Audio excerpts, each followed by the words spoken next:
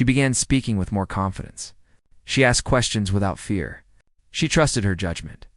The struggle of her earlier life did not vanish, but it no longer defined her. The work she had done opened new doors. Quiet ones. She was offered a part-time role helping preserve records and stories. Nothing glamorous. Just meaningful. She accepted. Money was still tight.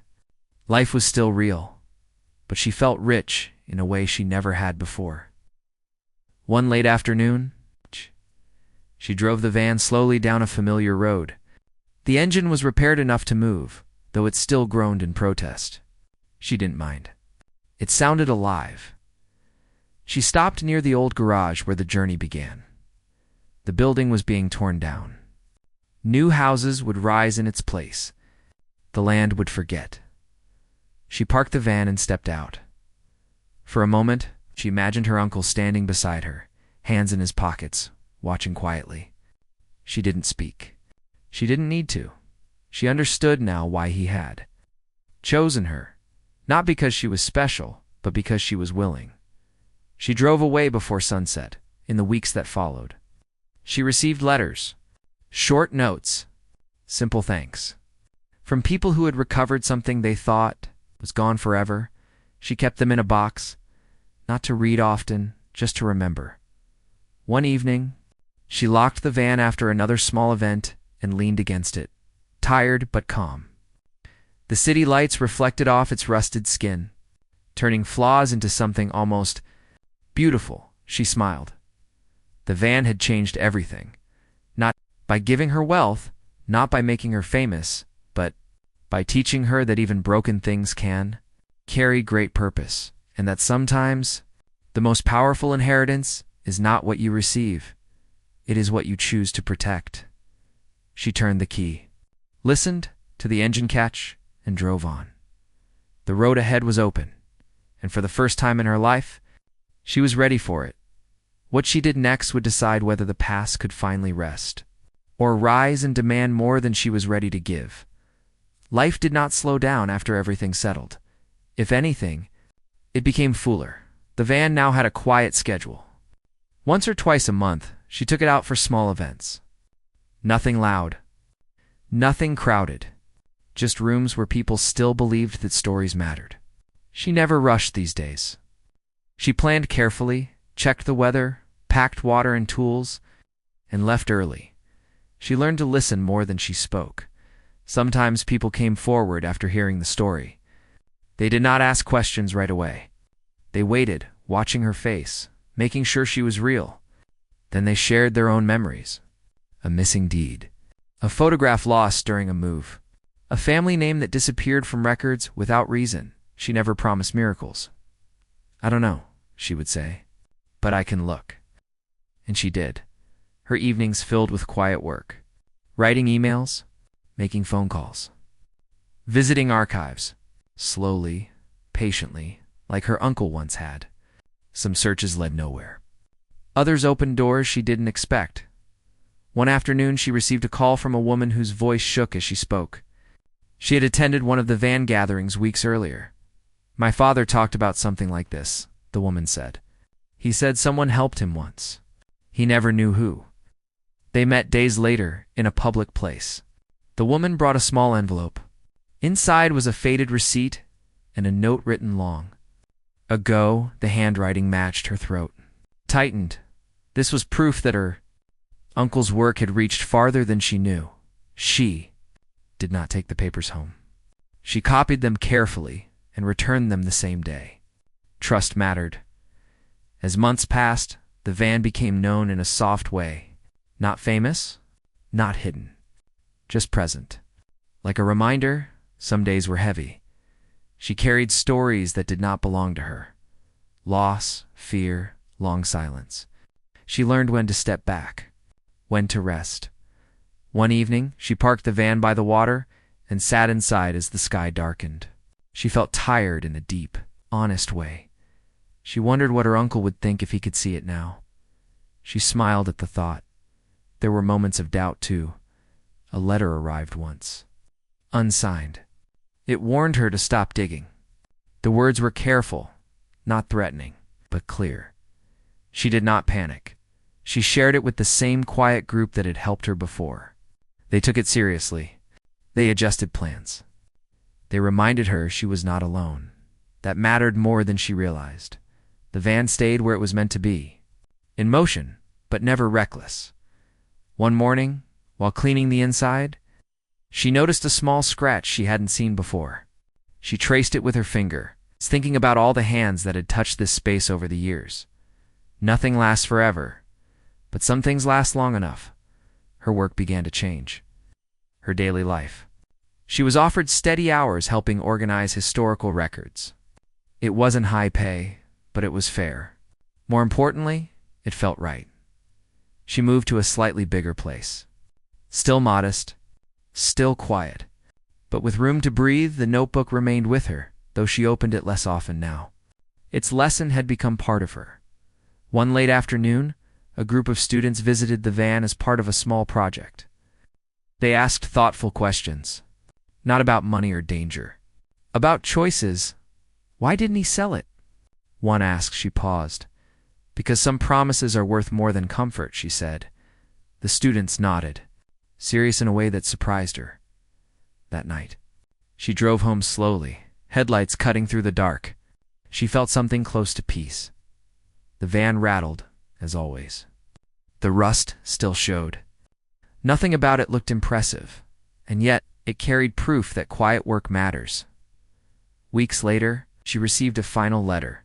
This one had no request, just thanks. The writer said they had finally felt seen. She folded it carefully and placed it. With the others standing beside the van one evening, she rested her forehead against the cool metal. This is enough, she whispered. Not an ending, but a continuation. She locked the door, checked the tires, and climbed into the driver's seat. The engine started after a moment, as if considering. She laughed softly. The road stretched ahead, ordinary and open.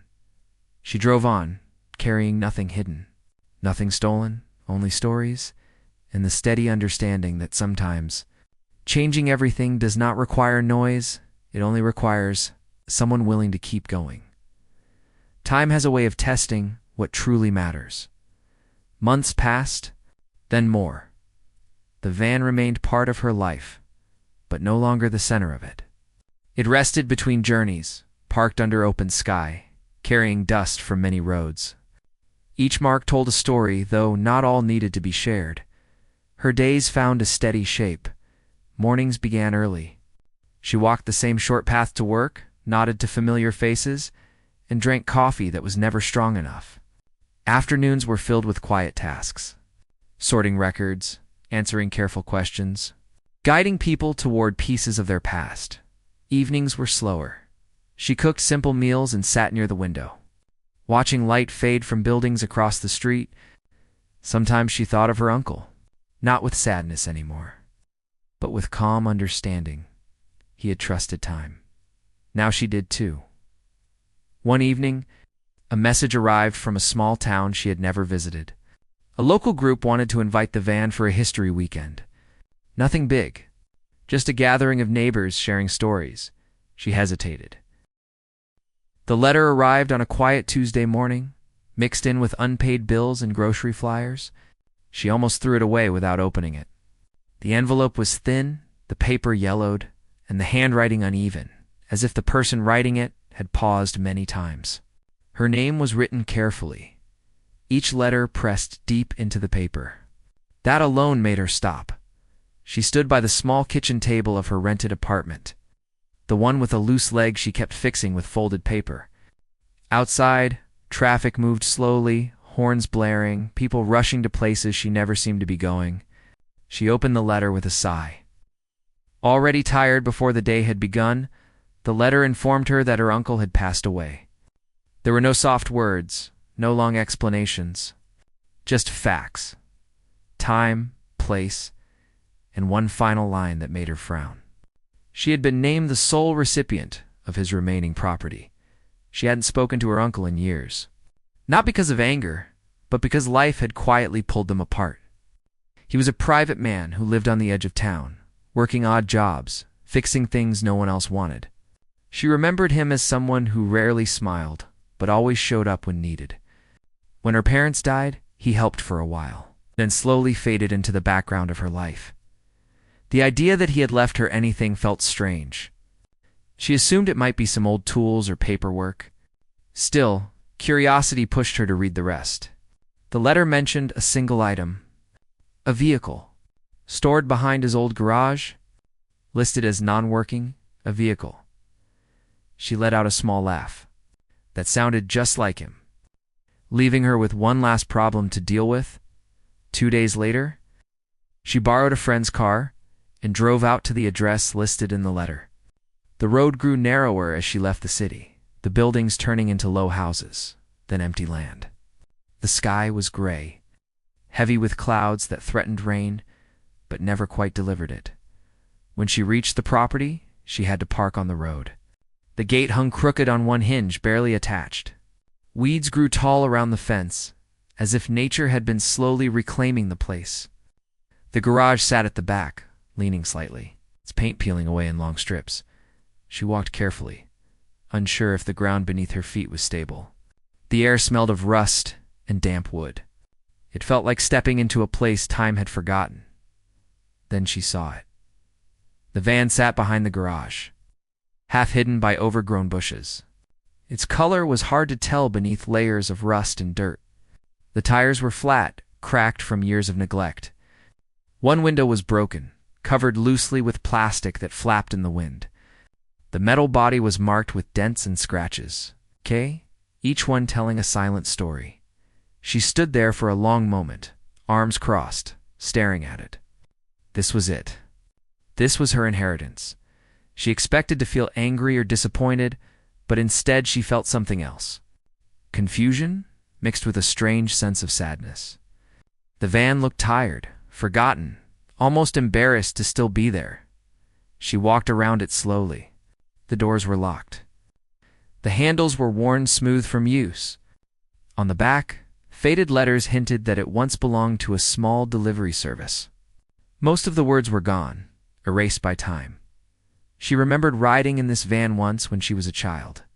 Her uncle had let her sit in the front while he drove slowly through town, pointing out places where he had worked. At the time, it felt like an adventure. Now, it looked like a burden. She checked her phone. There was no signal. Of course, with effort, she pushed open the garage door. Inside, dust covered everything. Old shelves leaned against the walls, filled with jars of screws, bolts, and tools. Nothing of real value. Just the remains of a simple life. She sighed. This would take time. Time she didn't really have. Back at the van, she tried the driver's door again. It creaked, but didn't open. She found a spare key taped under the wheel well, exactly where her uncle always kept them. That small detail made her pause. He had expected someone to come. The door opened with a loud groan. Inside, the smell of oil and old fabric filled the air. The seats were torn, the dashboard cracked. But beneath the dirt, she noticed something odd. The interior was cleaner than expected. Not clean, but cared for. The floor mats were neatly placed. The glove box held only a few items. It's all arranged carefully. She frowned. Most people who let a van rot don't bother keeping the inside in order. She stepped inside, her shoes crunching lightly on dust. In the back, there were no boxes, no trash, no forgotten junk, just empty space. That felt wrong. She had expected to find years of clutter. She ran her hand along the wall. The metal felt solid, strong. She knocked lightly, listening to the sound it made. Most of it echoed hollow, but one spot near the floor sounded different. Dull, heavy. She told herself she was imagining things, after all. Grief can make people see patterns where none exist. She climbed out and walked around again, this time paying closer attention. The underside of the van was coated in rust, but the bolts near the center looked newer. Recently replaced, or at least cared for? Her uncle hadn't been rich, but he had been careful. A light rain began to fall. She wiped her face and leaned against the van, feeling the cold metal through her jacket. She thought about her own life. The long hours at work, the constant struggle to keep up with rent. The feeling that no matter how hard she tried, she was always one step behind. This van felt like a joke played by the universe. Still, she couldn't shake the feeling that there was more to it. Her uncle wasn't careless. He didn't leave things unfinished.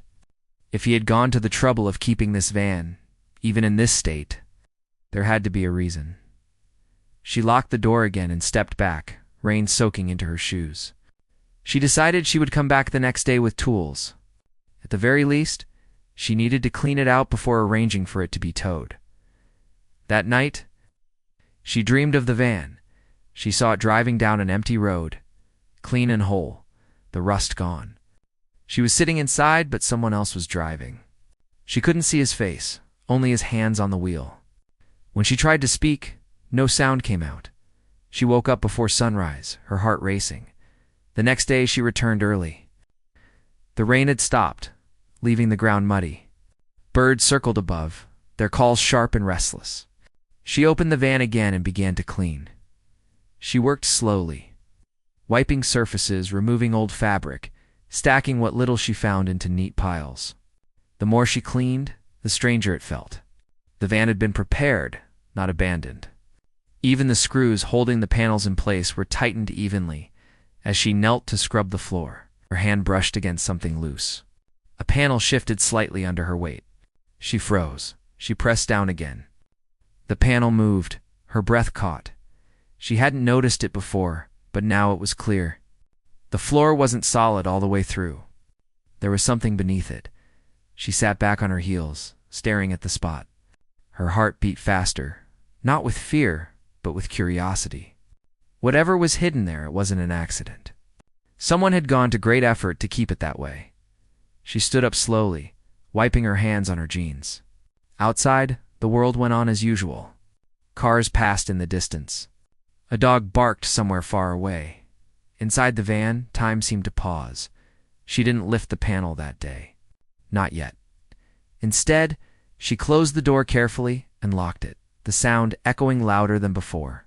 She stepped away, feeling as though she had crossed an invisible line. For the first time since receiving the letter, she no longer saw the van as a burden.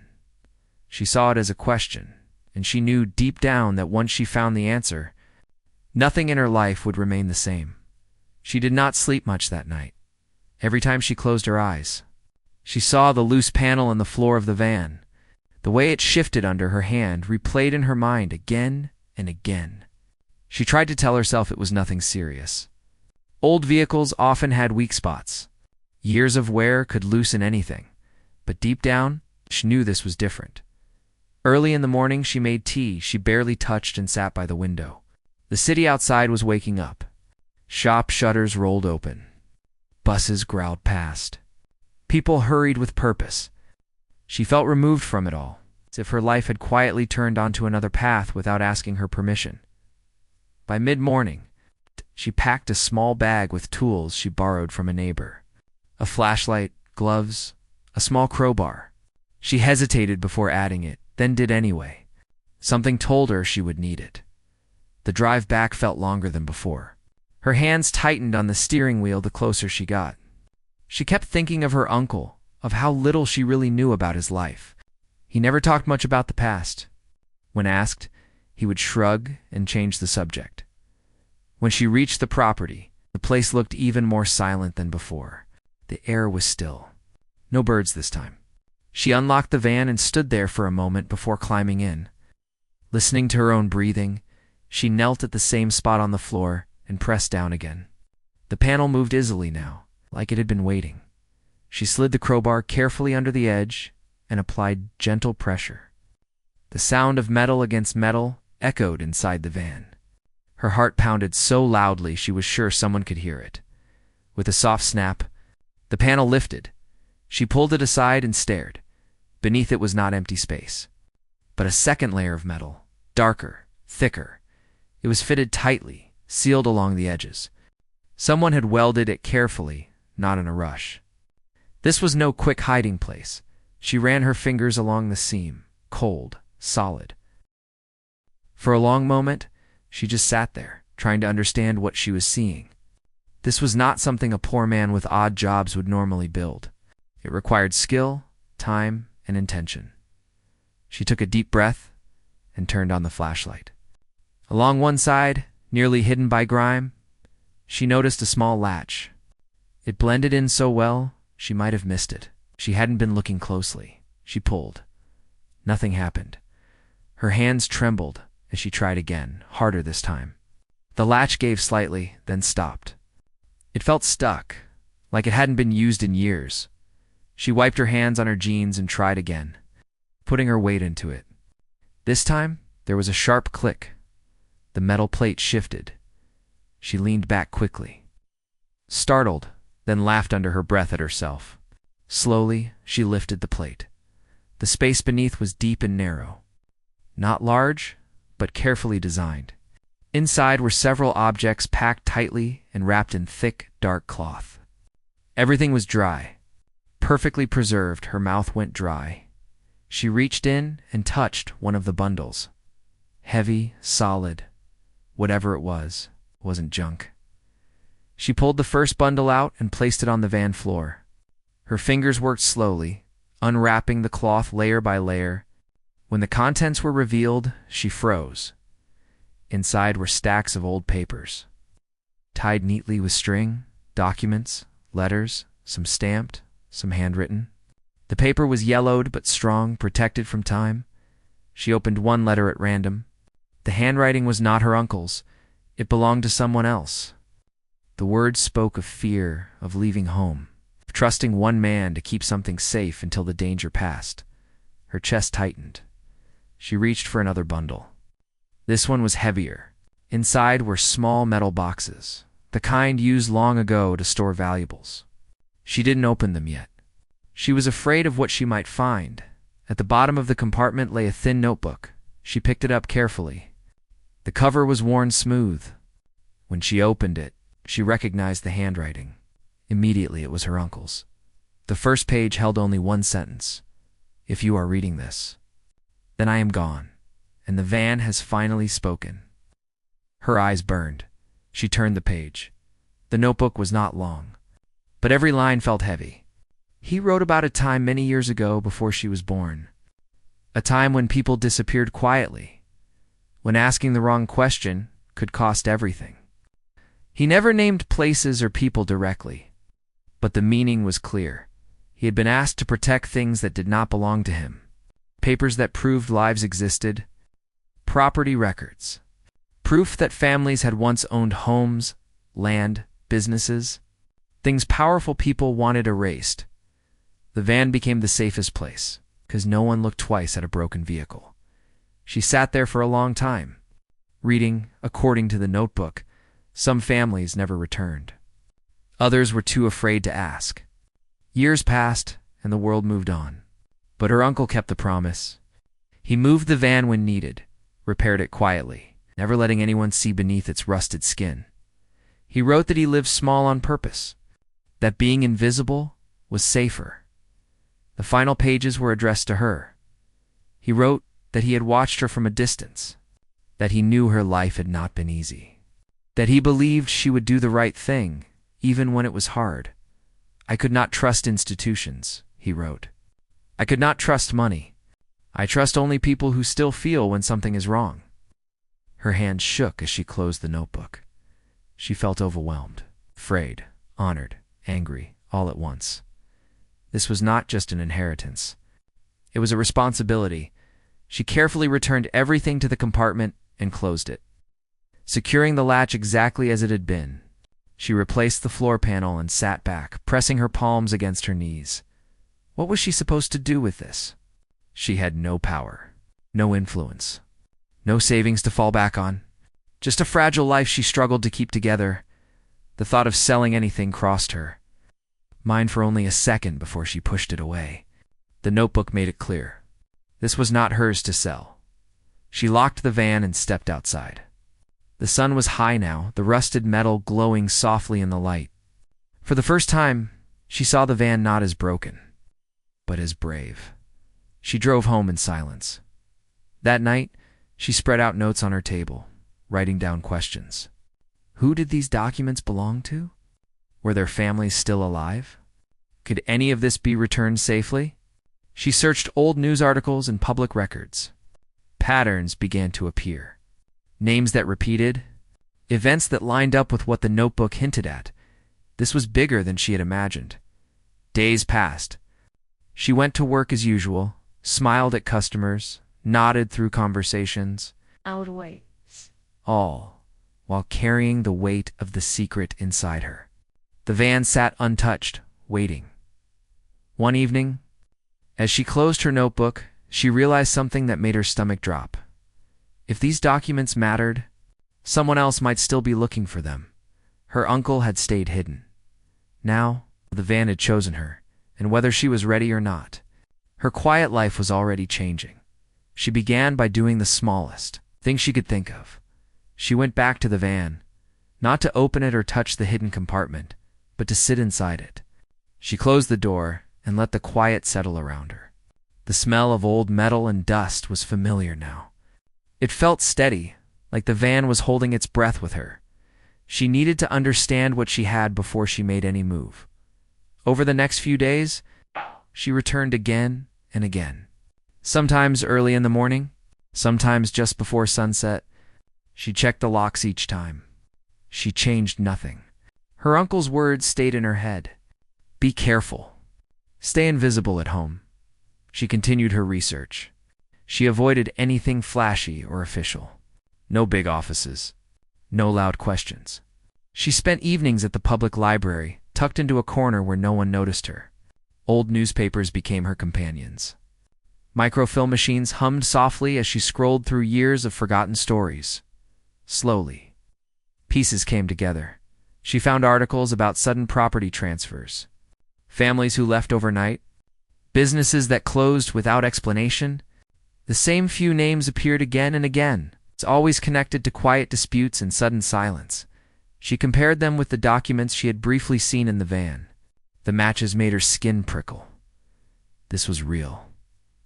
One afternoon, while copying notes by hand, she felt someone standing nearby. She looked up, startled. It was an older librarian with kind eyes and careful movements. He pointed gently at the stack of papers she was using. "You're going far back?" he said softly. She hesitated, then nodded. He didn't ask more. Instead, he pulled a chair closer and sat down, keeping his voice low. "Some things disappear from records," he said. "Not because they didn't happen. Because someone wanted them forgotten." Her heart raced. She didn't tell him about the van. She didn't mention her uncle. But she asked careful questions. About how families could reclaim lost property. About what proof mattered. About who could be trusted, he answered slowly, choosing his words. "Truth moves best when it moves quietly," he said. And with patience, before leaving, he slipped her a small list of contacts. Historians, legal aid groups, people who worked behind the scenes. She thanked him and left before closing time. The city lights blinking on as night settled in. The next step scared her. She contacted one of the groups using a public phone. She didn't give her full story, just enough to ask if returning old documents to families was possible. The voice on the other end paused. "Yes," they said, "but it must be done carefully." Careful had become the word of her life. She met with them in a small office above a repair shop. Nothing fancy. Just folding chairs and a desk covered in papers. She brought copies, never originals. She explained where the documents came from without details that could lead back to the Vanda. The people listening did not look surprised. They looked tired. "We've heard stories like this," one of them said. "Very few end with the proof still intact." They explained the risks, that returning documents could reopen old wounds, that some people might not want to remember, that others might want to stop the truth from coming out. She went home that night, feeling heavy. The van was no longer just a secret. It was a door, and once opened, was no way to control who might step through. Days turned into weeks. She continued working her job, saving what little she could. She avoided talking about the van to anyone. Even her closest friend noticed she was distracted, quieter than usual. One evening, she returned to the property to check on the van. As she approached, Something felt wrong. The weeds near the fence were flattened. Her breath caught. She froze, listening. Nothing moved. No voices, no engines. Just the sound of her own heart pounding. She circled the van slowly. The locks were still intact. No signs of forced entry. Still, the feeling didn't leave. Someone else knew, or someone had been curious. She drove away without staying long, her hands shaking on the steering wheel. That night, she barely slept. She knew she couldn't keep everything in one place forever. With guidance from the aid group, she began a careful process. One family at a time. One document at a time. No announcements. No publicity. The first meeting took place in a quiet living room across town. An elderly woman held the papers with trembling hands, tears slipping down her face as she recognized signatures she thought were lost forever. "I thought no one remembered us," the woman whispered. She didn't stay long. Gratitude felt too heavy to hold. More meetings followed. Each one left her emotionally drained, but certain she was doing the right thing. The van remained her anchor. Everything returned there at the end of the day, hidden and locked. The notebook stayed with her at home. She reread her uncle's words often. One night, she found a page she had missed, folded, almost hidden. It warned her, "If anyone asks about the van, deny everything. It is meant to look worthless. Let it stay that way." The next day, she noticed a car parked near the property that she didn't recognize. It sat there for hours. She did not approach. She waited. Eventually, it left. Fear settled into her bones, but so did resolve. She would not fail him. She would not let fear undo years of quiet protection. She moved some documents to secure locations arranged by the aid group. The van grew lighter, though it still carried its purpose. One afternoon, as she cleaned the interior, she spoke aloud for the first time. "I'm trying," she said softly. The van, silent and patient, seemed to listen. By the end of the month, word began to spread quietly among the right people. Not the public, just families, just those who needed to know. She was careful, was always careful. But change has a sound, even when whispered. And somewhere beyond her control, it was being heard. She stood beside the van one evening as the sun dipped low, just glowing warm and gentle. She understood now. The van was never meant to stay, hidden forever. It was meant to survive long enough for the right hands. And those hands were hers. The pressure did not arrive all at once. It crept in slowly at first. It was just small things. A pause on the phone line before someone spoke. Delay in replies that once came quickly. Meetings that were postponed without explanation. Nothing clear enough to prove danger, but enough to make her feel watched. She changed her routines. She stopped parking in the same place.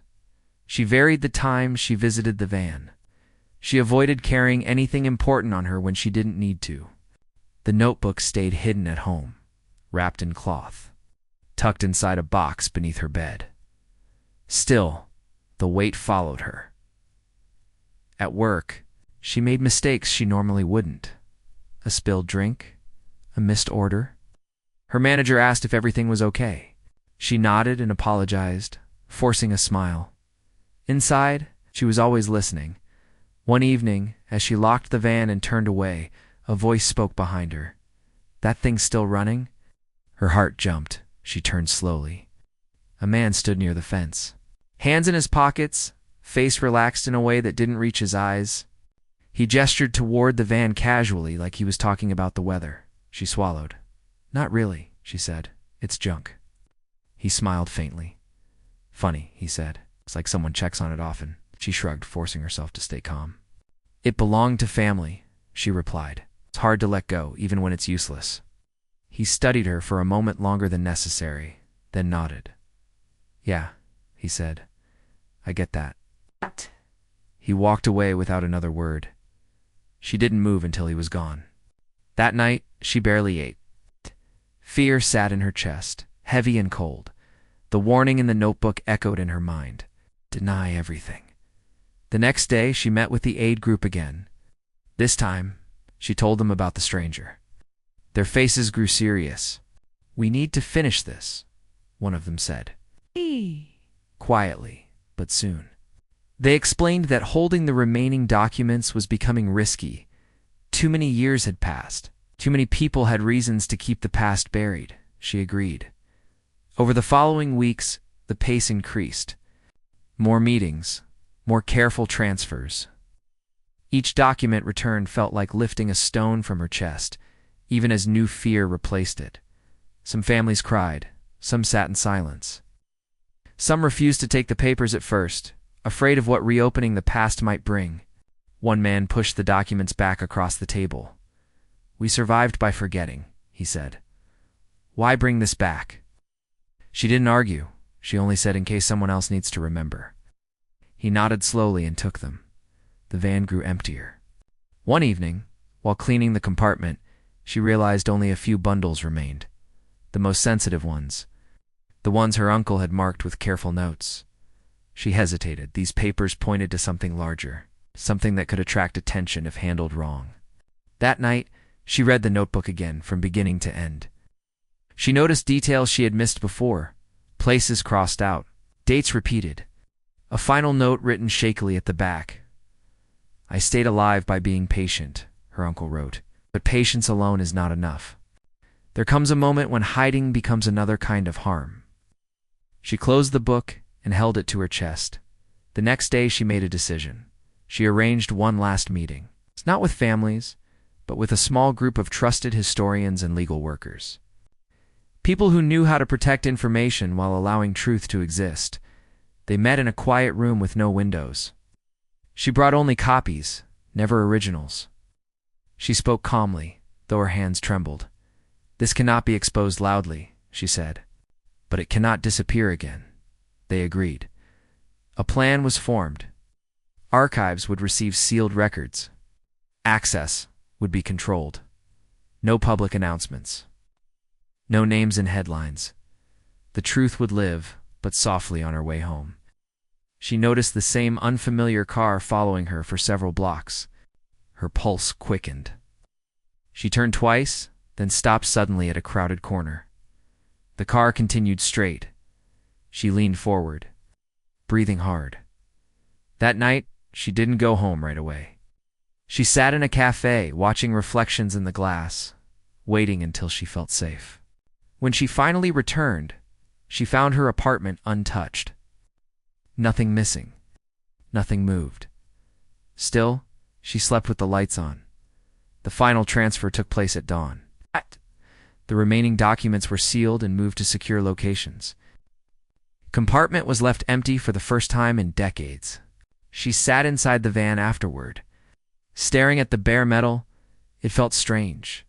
Like saying goodbye, she whispered a thank you, though she wasn't sure to whom. As she locked the door, she noticed fresh scratches near the handle, small, careless. Her chest tightened. She reported nothing, drew no attention. Instead, she made one last change. She arranged for the van to be relocated temporarily, moved under the cover of repairs. New location. New lock. Days passed without incident. Slowly, the tension eased. One afternoon, she received a message from the aid group. "It's done," it read. "You kept the promise." She sat down and cried for the first time since this began. Not loud, not dramatic, just quiet tears that soaked into her sleeves. The van no longer carried secrets, but it carried something else now. Relief, still. She knew this was not the end. There was one final choice left. What would she do with the van itself? She stood beside it that evening, hand resting on the rusted door. It had been a shield, a burden, teacher. Now it waited, just like it always had. And whatever she decided next would shape not just her future, but how this story would be remembered, quietly or not at all. She did not rush the final decision. For weeks, she simply lived.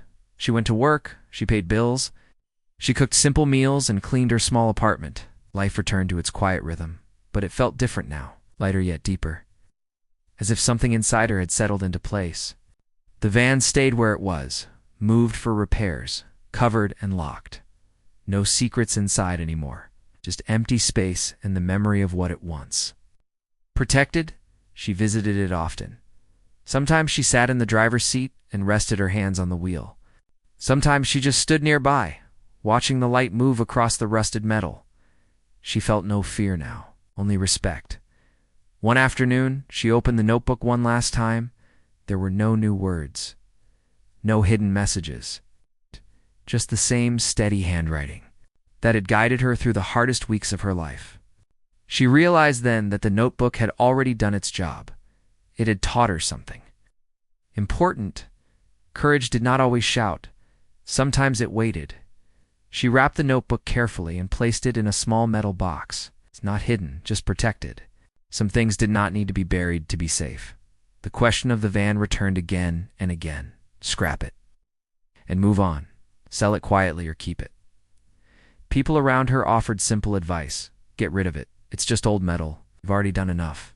They were not wrong, but they were not right either. One evening, while walking past a small community center, she noticed a flyer taped to the door. It advertised a local history night.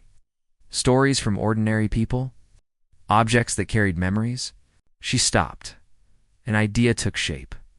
Slow and careful. She spoke with the organizers first. She did not tell them everything, only that she had an old vehicle with a story about quiet protection and patience. They listened. They nodded. We don't need names, one of them said. Just truth that felt right. The van was cleaned, not restored. The rust stayed. The dents remained. Only the inside was made safe and presentable. Honest. On the night of the event, the van was parked behind the building. No signs, no banners, just a simple space where people could step inside and listen. She stood nearby. Hands folded, heart beating fast. People came slowly at first. A couple, then a small group, then more. She told the story simply, about an ordinary man who chose to protect instead of profit, about years of patience, about promises kept without applause. She did not mention danger. She did not mention fear. She spoke about care. People listened. Some nodded, some wiped their eyes. Some said nothing at all. One older man stayed behind after most had left. He touched the van's door gently. Things like this matter, he said, even when they're quiet. She smiled. The story spread, but not loudly. The way she wanted. The van was invited to a few more gatherings. Schools, small museums, community spaces. Always with limits. Always with respect. She never left it unattended. She never sold it. Over time, something else changed. She changed. Travel always brought risk, attention, questions, but something about the message felt right. She agreed. The drive took most of the day. The road stretched wide and quiet, fields passing slowly on either side. The van hummed beneath her, steady and patient. She kept the windows down, letting air and dust mix inside. When she arrived, the town felt gentle. Old buildings, faded signs, people who still looked each other in the eye. They welcomed her without ceremony. The event was held in a small hall with creaking floors. The van was parked nearby, visible but not announced. People wandered in and out, listening, touching the metal lightly, asking questions that came from curiosity rather than hunger. She spoke simply. She talked about care, about keeping things safe when no one is watching, about the quiet strength of ordinary choices. No one clapped. They didn't need to. Later that evening, a woman approached her. She was older, her posture careful, her voice soft. I think I knew him, the woman said. Her heart skipped. The woman explained slowly.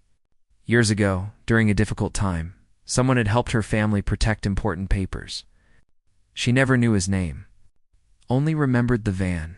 It looked like it might fall apart, she said, but it never did. Tears blurred her vision. They sat together for a long time. Saying little, that night, she slept deeply for the first time in months. The next morning, she walked through the town alone. She passed shops just opening, children waiting for school buses, people living their quiet lives. This was why it mattered. Not recognition, continuity. When she returned home, she felt something shift inside her. A sense of completion she hadn't expected. The work continued, but differently now. She began training others, teaching them how to listen, how to document stories without taking ownership of them, how to protect truth without turning it into spectacle. She shared the lessons her uncle never wrote down. Be patient, stay humble, protect people. Not praise. The van slowly became less necessary, not because it lost meaning, but because its lesson had spread. One afternoon, she made a decision she had been avoiding. She donated the van to a small historical trust. Under one condition, it would never be restored to look. Knew the rust would stay, the dents would remain. Its story would be told as the trust agreed. She watched as it was carefully moved. Not to a spotlight, but to a quiet space where it could rest between uses, where it would be respected, not displayed. As the van rolled away, she felt a surprising sense of relief. Not loss. Release. She kept the notebook.